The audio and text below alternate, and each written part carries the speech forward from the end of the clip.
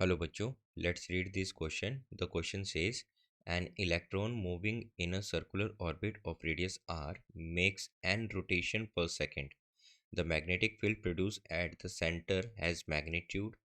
तो हमें क्वेश्चन में कहा है एक सर्कुलर ऑर्बिट में एक इलेक्ट्रॉन रिवॉल्व कर रहा है, मूव कर रहा है एन रोटेशन पर सेकंड से, और उस सर्कुलर ऑर्बिट की रेडियस हमें स्मॉल आर गिवन है। तो उसकी रोटेशन की वजह से उस सर्कुलर ऑर्बिट के सेंटर पे मैग्नेटिक फील्ड हमें बताना है कितना होगा। तो आइए क्वेश्चन को सॉल्व करते हैं। तो इस क्वेश्चन का जो की कंसेप्ट होगा, the key concept of this question is magnetic field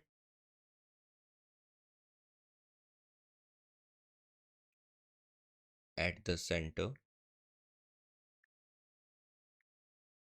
of circular loop.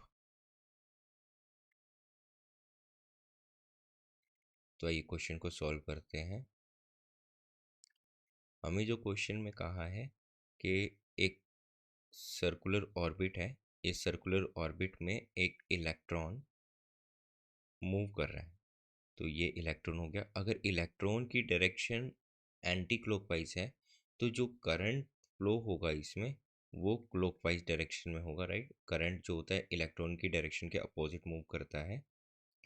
तो अगर करंट की डायरेक्शन क्लॉकवाइज है तो जो मैग्नेटिक फील्ड इसके सेंटर पे प्रोड्यूस होगा वो क्रॉस डायरेक्शन में होगा।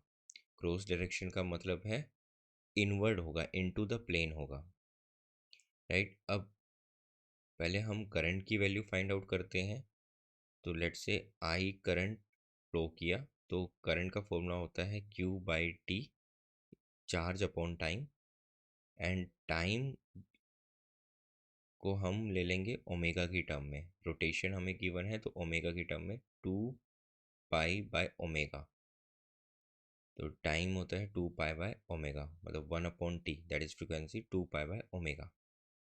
तो अब आगे इस क्वेश्चन को सॉल्व करते हैं। अब चार्ज हमें कितना, एक इलेक्ट्रॉन गिवन है तो एक इलेक्ट्रॉन पे चार्ज हम ई लेट कर लेते हैं। तो ये हो जाएगा ई ओमेगा अपॉन 2 पाई, राइट।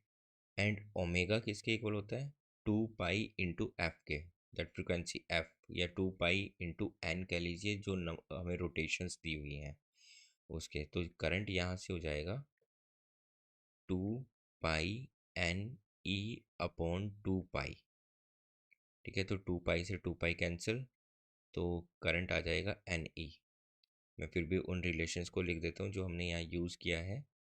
एक तो टाइम होता है, time period 2 pi by omega, एक ये रिलेशन हमने यहाँ यूज़ किया है, और एक ओमेगा का यूज़ किया है, omega is equal to 2 pi n. ये दो रिलेशन हमने यहाँ यूज़ किए हैं। अब इन्हीं रिलेशन के बेसिस पे आगे मैग्नेटिक फील्ड कैलकुलेट करते हैं। तो मैग्नेटिक फील्ड का जो फॉर्मूला होता है एट द सर्कुलर लूप वो है B is equal to mu not I upon 2r। तो mu not permeability, and current की वैल्यू हमारे पास आई है एन ई अपॉन 2r। तो ये हमारा मैग्नेटिक फील्ड का फॉर्मूला हो जाएगा। इतनी मैग्नेटिक फील्ड प्रोड्यूस होगी at the centre of the that circular orbit. तो magnetic field B is equal to mu not N E upon 2r। अब आइए ऑप्शन चेक करते हैं।